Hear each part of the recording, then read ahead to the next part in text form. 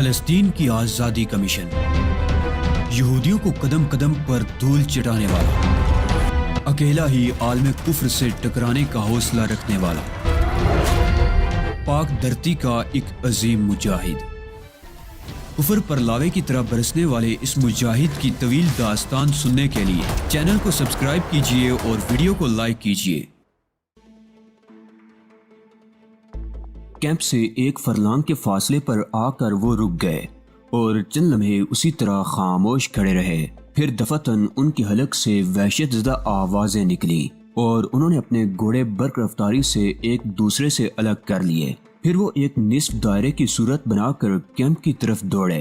ان کا انداز اتنا وحشت ناک تھا کہ میں خود بھی متخیر رہ گیا، لیکن دفعتاً ایک ٹیکری پر سے ان پر فائرنگ ہوئی۔ یہ اندازہ تو لگا ہی لیا گیا تھا کہ وہ کسی خیر سگالی کے مشن پر نہیں آئے تھے۔ ٹیکری پر سے چلی ہوئی گولیاں ایک گھڑ سوار کے بدن پر لگی اور میری آنکھوں میں چکا چوند پیدا ہو گئی۔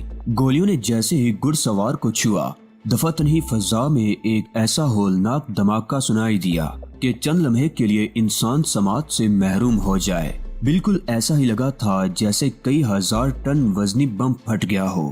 فضا میں اتنی تیز روشنی پیدا ہوئی تھی کہ آنکھیں بند ہو گئیں۔ گھوڑے کے اور اس شخص کے چیتھڑے کیا شاید خون کی بوندیں بھی دستیاب نہ ہو سکتی۔ جس جگہ وہ گیا تھا وہاں ایک گہرا گڑھا پڑ گیا تھا، لیکن باقی 4 گھڑ سوار محفوظ تھے۔ مجھے بھی صورتحال کا کسی حد تک اندازہ ہو گیا تھا اور میں ہکا بکا کھڑا تھا۔ دفعتاً ہی ٹیکری پر سے گولیوں کی دوسری باڑ ماری گئی اور پھر ویسا ہی ہولناک دھماکہ سنائی دیا۔ بدن لرز گیا تھا۔ کیمپ میں اس طرح سکوت چھا گیا تھا جیسے وہاں کسی ذی روح کا وجود ہی نہ ہو۔ کسی کی سمجھ میں کوئی بات ہی نہیں آ رہی تھی اور دوسروں کو کیا کہتا، خود میری اپنی کیفیت بھی ان سے مختلف نہیں تھی۔ آن کی آن میں گھوڑے سوار خاردار تاروں کے قریب پہنچے اور چونکہ اس کا پھاٹک بہت زیادہ بلند نہیں تھا، اس لیے دفعتاً ان کے گھوڑوں نے کندھے بری اور پھاٹک کو عبور کرتے ہوئے احاطے میں داخل ہو گئے۔ مجھے ایک لمحے کے 1000ویں حصے میں یہ احساس ہو گیا تھا کہ کوئی خوفناک واقعہ پیش آنے والا ہے، اور ایسا ہی ہوا۔ کیمپ کے اندر بھی ان کی مزاحمت کی گئی تھی اور اس مزاحمت کے نتیجے میں ویسے ہی دھماکے پیدا ہوئے تھے۔ میں ٹیلے سے نیچے لڑک آیا تھا، اس لیے جسم کے کھلے ہوئے حصوں پر گہری خراشیں بھی آئی تھی۔ اعصاب اس حد تک کشیدہ ہو رہے تھے کہ گرنے کے بعد چند لمحے تک اٹھ بھی نہ سکا۔ پورے کیمپ میں شور بلند ہو رہا تھا اور کسی کی سمجھ میں نہیں آ رہا تھا کہ کیا کرے۔ پتہ نہیں ان دھماکوں سے چھوٹے پہاڑی ٹیلوں پر چڑھے ہوئے گوٹے ہل کے فوجی جوانوں پر کیا بیتی تھی۔ میرے لیے خود پر ہی قابو پانا مشکل ہو رہا تھا۔ بہرحال سنبھل کر اٹھا اور احمقوں کی طرح ہی چاروں طرف دوڑنے لگا۔ میجر لوبو اس وقت کیمپ میں موجود نہیں تھا۔ میں آگ اور دھوئیں کے اس بادل کو دیکھنے لگا جو چند خیموں سے بلند ہو رہا تھا۔ باقی خیمے محفوظ تھے، البتہ بے شمار لوگ زخموں سے کرا رہے تھے اور جو شدید زخمی نہیں تھے وہ ادھر ادھر دوڑتے پھر رہے تھے۔ میں ذہنی طور پر معطل سا ہو گیا تھا۔ ایک بات بھی سمجھ میں نہیں آ رہی تھی کہ کیا کیا جائے۔ تھوڑی ہی دیر کے بعد میجر لوبو بہت سے فوجی جوانوں کے ساتھ اندر داخل ہو گیا اور اس نے امدادی کارروائی شروع کر دی۔ 16 آدمی زخمی ہوئے تھے اور ایک جگہ چٹانوں کے درمیان کافی تباہی پھیلی تھی۔ یہاں موجود مشینیں بری طرح تباہ و برباد ہو گئی تھی۔ چٹانیں درمیان سے پھٹ گئی تھی اور ان پر گوشت کے لوتھڑے چپکے ہوئے تھے۔ حیرت انگیز بات یہ تھی کہ ان خوفناک دھماکوں سے مشینوں اور زمین کو تو شدید نقصان پہنچا تھا، لیکن کیمپ میں موجود لوگوں میں سے کسی کی جان نہیں گئی تھی۔ البتہ چند افراد شدید زخمی ہو گئے تھے۔ ان تینوں گھڑ سواروں کا نام و نشان بھی مٹ گیا تھا جو کیمپ میں داخل ہوئے تھے۔ شدید افراتفری کا عالم تھا۔ میجر لوبو صورتحال پر گفتگو کرنے کے بجائے زخمیوں کی دیکھ بھال میں مصروف ہو گیا۔ آگ بجھا دی گئی، زخمیوں کو ایک جگہ جمع کر لیا گیا اور جو شدید زخمی تھے ان کے بارے میں فوری فیصلہ کیا گیا کہ انہیں ٹرکوں میں ڈال کر گوٹے ہل لے جایا جائے تاکہ ان کا علاج ہو سکے۔ باقیوں کے لیے کیمپ کے ڈاکٹروں سے رجوع کیا گیا تھا۔ گرے سٹون نے یہاں میڈیکل سینٹر بھی قائم کیا تھا۔ شدید زخمیوں کو بھی فوری طبی امداد دی گئی اور پھر 5 مسلح نوجوانوں کی سرکردگی میں ان زخمیوں کو ٹرکوں میں لٹا کر روانہ کر دیا گیا۔ اس کے ساتھ ہی میں نے جنرل ٹیریس کو ایک خصوصی پیغام بھی بھجوا دیا تھا جس میں اس سے درخواست کی تھی کہ لیماٹو کی طرف سے کارروائی شروع ہو گئی ہے، چنانچہ فوری طور پر جس قدر مسلح فوجی بھجوائے جا سکیں بھجوا دیے جائیں۔ یہ ہنگامہ شام تک جاری رہا تھا۔ کیمپ کی حالت تباہ ہو گئی تھی۔ لوبو بیچارہ اپنے فرائض پورے کر رہا تھا۔ دوسری طرف گرے سٹون کے کارکن اور اعلیٰ عہدیدار اپنی کارروائیوں میں مصروف تھے۔ یہ حقیقت تھی کہ یہاں کھدائی کے لیے ٹھیکہ دیا گیا تھا۔ کاربوریٹ کے ساتھ کبھی ایسا کوئی واقعہ نہیں پیش آیا تھا، اور یہ کان کنی کرنے والوں کی اپنی ذمہ داری تھی کہ وہ جس علاقے میں کام کریں وہاں اپنے تحفظ کا بندوبست بھی کریں۔ اصولاً گوٹے ہل کا ایک بھی فوجی ان لوگوں کی حفاظت کا ذمہ دار نہیں تھا۔ یہ تو مسئلہ ہی دوسرا تھا۔ اگر گرے سٹون اس حادثے سے متاثر ہو کر یہاں اپنا کام بند کرنا چاہے تو یہ اس کا مسئلہ تھا، لیکن اس کی آڑ میں جنرل ٹیرس جو کچھ کرنا چاہتا تھا ہمیں صرف اس سے دلچسپی تھی۔ اس سے قبل گرے سٹون کے ذمہ داروں سے میری بات چیت بھی ہو چکی تھی، چنانچہ مجھ سے اس بارے میں کچھ نہ کہا گیا۔ جو مشینیں تباہ ہو گئی تھی وہ اب اس قابل نہیں رہی تھی کہ ان کے لیے کارآمد ہو سکیں۔ ان کی جگہ نئی مشینیں ہی منگوائی جا سکتی تھی۔ ان زخمیوں کے ساتھ گرے سٹون کے 2 نمائندے بھی گئے تھے جنہیں کمپنی سے رابطہ قائم کر کے صورتحال کی اطلاع دینی تھی۔ شام کو 7 بجے کے قریب گرے سٹون کے چند اعلیٰ عہدیدار مجھ سے ملاقات کے لیے آئے۔ میجر لوبو کو بھی میں نے بلا لیا تھا۔ ان سب کے چہروں پر گہری سنجیدگی طاری تھی۔ ان میں سے ایک نے گفتگو کا آغاز کرتے ہوئے کہا، مسٹر علی، ہم لوگوں کو یہ بات معلوم نہیں تھی کہ سارڈان کے علاقے میں ایسے وحشی پل رہے ہیں جو یہاں ہماری موجودگی ناپسند کریں گے، ورنہ ہم اس کے لیے بھی مناسب بندوبست کرتے۔ جنرل نے ہمارے تحفظ کے لیے جو بندوبست کیا ہے وہ اتنا ناکافی ہوگا اس کا ہمیں کوئی اندازہ نہیں تھا۔ ہم شدید نقصانات سے دوچار ہوئے ہیں اور غالباً ہمارا کام مہینوں پیچھے چلا گیا ہے۔ جو مشینیں تباہ ہوئی ہیں اور جن لوگوں کو شدید زخم آئے ہیں ان کی کمی پورا کرنا آسان کام نہیں ہوگا۔ اس صورتحال میں آپ ہمیں بتائیں کہ ہم کیا کریں۔ اس کا فیصلہ آپ خود ہی بہتر طور پر کر سکتے ہیں۔ میں نے پہلے بھی آپ کو یہ بتایا تھا کہ آپ کے تحفظ کی ذمہ داری گوٹے ہل کی حکومت پر نہیں ہے۔ اگر آپ محسوس کرتے ہیں کہ ان حالات میں آپ کام نہیں کر سکیں گے تو بہتر یہ ہے کہ ارادہ ترک کر دیں اور ان لوگوں سے مشورہ لے لیں جو اس سلسلے میں آپ کی رہنمائی کر سکتے ہیں۔ وہ لوگ میرے اس جواب پر پریشانی کا شکار ہو گئے تھے۔ پھر دوسرے آدمی نے کہا، لیکن مسٹر علی، کم از کم اس وقت تک کے لیے تو آپ ہمارے تحفظ کا انتظام کر دیں جب تک ہمیں اپنے سربراہان سے ہدایت موصول نہ ہو جائے۔ آپ لوگوں کو معلوم ہے کہ جتنے افراد ہمارے ساتھ آئے تھے وہ سب کے سب اپنی جگہ مستعد تھے، لیکن ایک طوفان برق و باد کو کس طرح روکا جا سکتا ہے؟ آپ کوئی مشورہ دے سکتے ہیں؟ نہیں مسٹر علی، آپ یقین کیجئے کہ آپ پر کوئی نکتہ چینی نہیں کی جا رہی۔ دراصل غلطی ہمارے ہی سربراہوں کی ہے جو اس علاقے میں وحشیوں کے وجود سے بالکل ہی غافل ہو گئے۔ انہیں نظر انداز کر کے پروگرام بنایا گیا، حالانکہ اس سلسلے میں بھی معلومات کر کے اس کے انتظامات کرنے چاہیے تھے کہ اگر یہاں ایسی کوئی صورتحال ہو تو اس سے نمٹا جا سکے۔ ہم تو اس ناگہانی افتاد کے بارے میں آپ سے مشورہ چاہتے ہیں۔ اگر دوبارہ زیادہ افراد کے ساتھ یہی عمل دہرایا گیا تو کیا ہم میں سے کوئی شخص زندہ رہ سکے گا؟ ہرگز نہیں۔ آپ اس کی اطلاع تفصیل کے ساتھ اپنے سربراہ کو دے دیجئے۔ اس صورتحال کی مکمل ذمہ دار وہی ہیں۔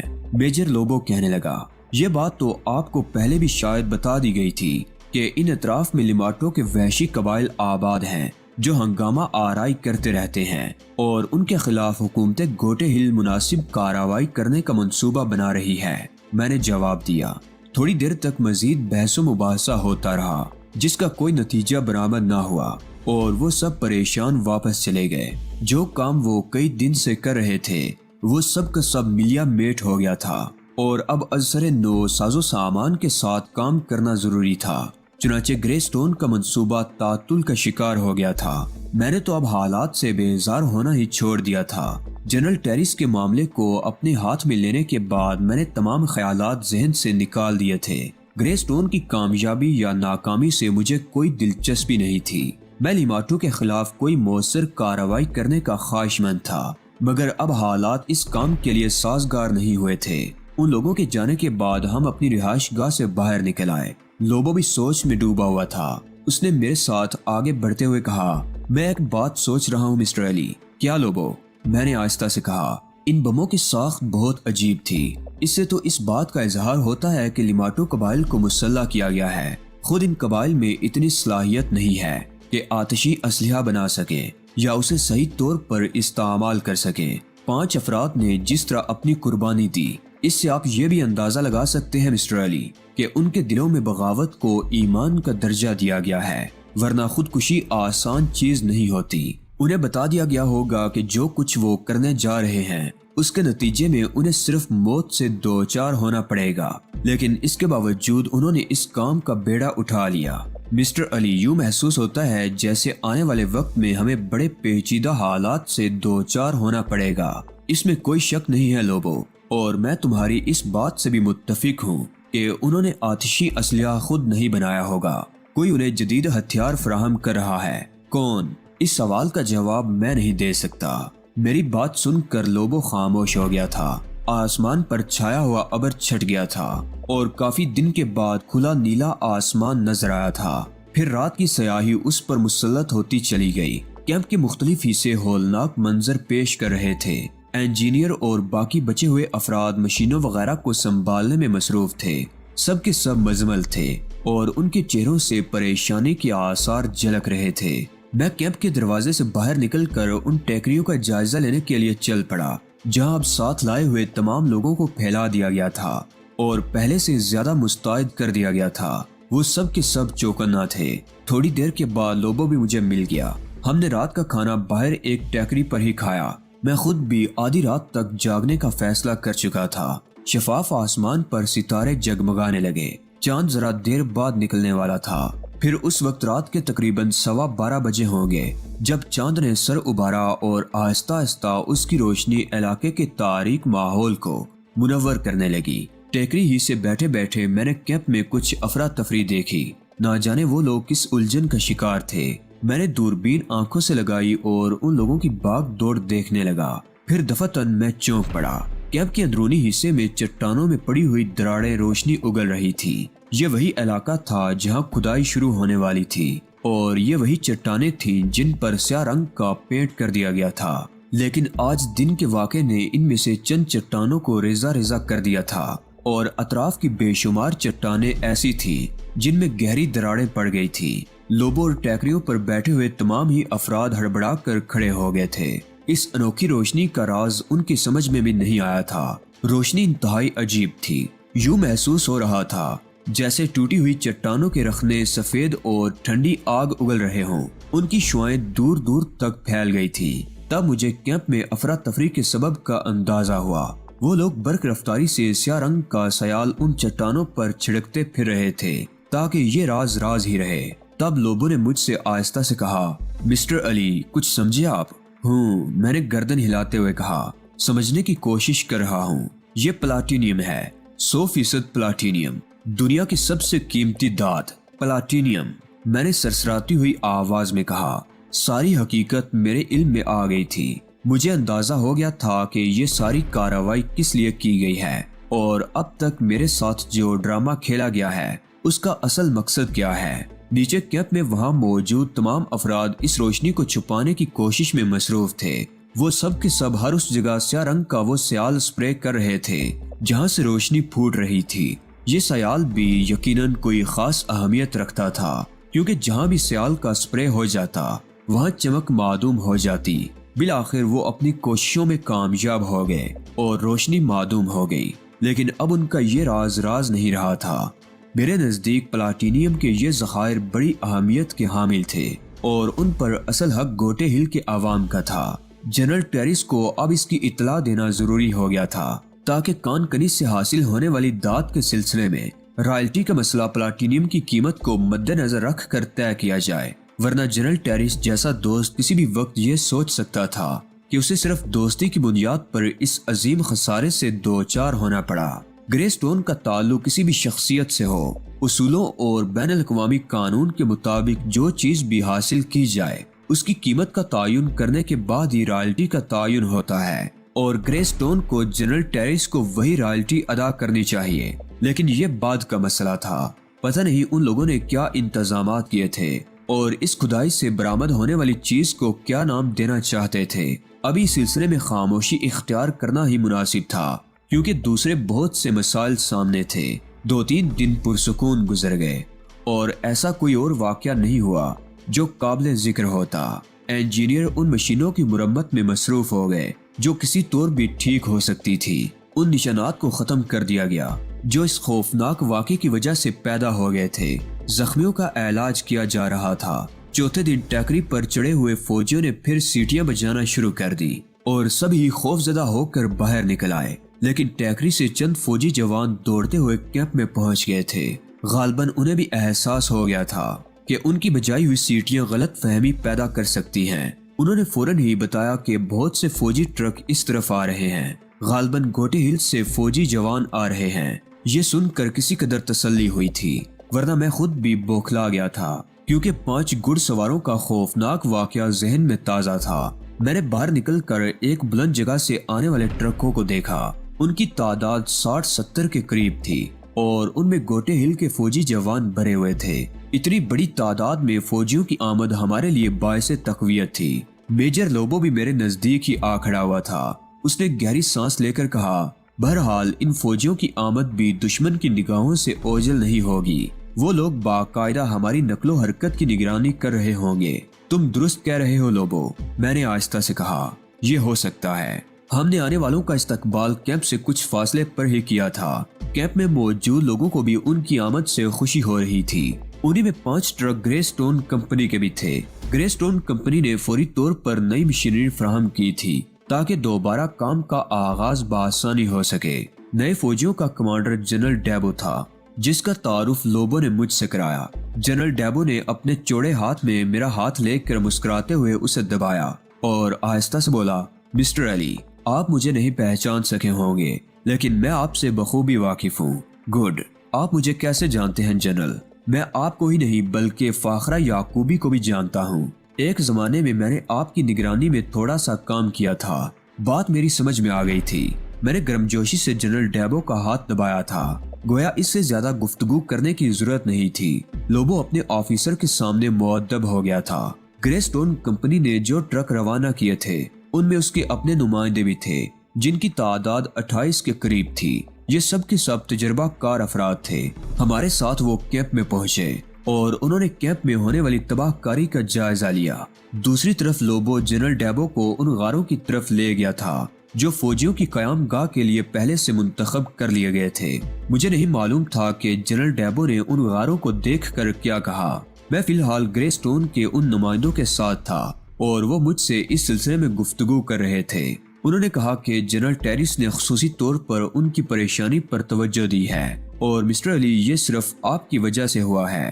ہم آپ کے بے حد شکر گزار ہیں۔ دراصل ہمیں یہ بات نہیں معلوم تھی کہ اس علاقے میں ہمارے خلاف اتنی شدید مزاحمت کی جائے گی، ورنہ شاید ہم زیادہ بہتر بندوبست کر لیتے۔ جنرل کی خصوصی اجازت کے بعد ہم لوگ اپنے ساتھ اسلحہ بھی لائے ہیں تاکہ اگر ایسی کوئی بات ہو تو اپنے طور پر بھی دفاع کر سکیں۔ ویسے جنرل نے جتنے فوجیوں کی تعداد بھیجی ہے ہمارے خیال میں وہ کافی ہوگی۔ یہ تو باقاعدہ فوج آ گئی ہے۔ یہ بات مجھے جنرل نے پہلے ہی بتائی تھی کہ اس علاقے میں وحشی باشندوں کی مزاحمت کا خطرہ ہے، خاص طور سے لیماٹو کے قبیلے کی طرف سے جو جنرل سے بغض رکھتے ہیں، اور اسی کے پیش نظر جنرل نے میرے ساتھ پہلے ہی ایک فوجی کمپنی روانہ کر دی تھی۔ لیکن جو کچھ ہوا ہے وہ ہماری توقعات سے بہت مختلف تھا، اس لیے ہم فوری طور پر کوئی تدارک نہیں کر سکتے اور گرے سٹون کو خاصا نقصان اٹھانا پڑا ہے، میں نے جواب دیا۔ ان لوگوں سے گفتگو کے بعد میں غاروں کی سمت چل پڑا اور یہاں میں نے دوبارہ جنرل ڈیبو سے ملاقات کی۔